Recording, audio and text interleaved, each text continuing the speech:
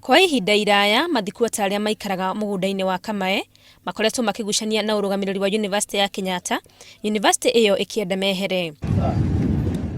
No ndũgamano ĩno yakĩrĩirie makĩria rĩrĩa University ĩno yendekithirie gwaka thibitarĩ ya ciana gĩcunjĩ-inĩ gĩkĩ kĩa mũgũnda, ũndũ ũrĩa wacũngĩrĩirie President Uhuru Kenyatta gwatha kamĩtĩ ya mĩgũnda rungu rwa Mohamed Swazuri kũingĩrĩra ngucanio ĩno na gwetha kĩhonia. This is a matter that has been with us for quite some time. Kenyatta University wants to construct a children's hospital on 25 acres.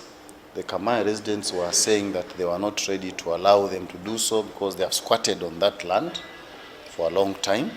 Thutha wa kwaranĩria na aikari a Kamae magĩtĩkĩra University ĩno ĩthiĩ na mbere na mwako wa thibitarĩ, gĩikaro kĩa ũmũthĩ kiuma mwĩhoko wa kũnina ndũgamano ĩno. No rĩrĩa tũikara thĩ na twanjia kũheana ũhoro ũcio nĩguo Kenyatta University metĩkĩre ũhoro ũcio thire, nĩ macoka kuga atĩ matikwĩharĩirie na mauga maheo kahinda nĩguo mathi maranĩrie na wakiri wao na matuĩke a gũcoka kũheana ũhoro gĩtaũ nĩguo matigakorwo atĩ nĩ mekwaria ũhoro mũgarũ na watho.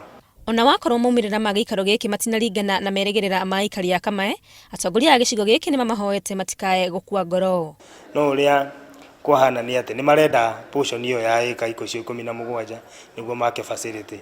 Koguo andũ arĩa mangĩkorwo me harĩa makorwo meaware atĩ Kenyatta University no mararanĩria na National Land Commission na no meherio harĩa anytime nĩguo nao taitũ ĩcoke ya gũkorwo ĩkĩneanwo na ũhoro wa cira wa Kamae na KU ũthire.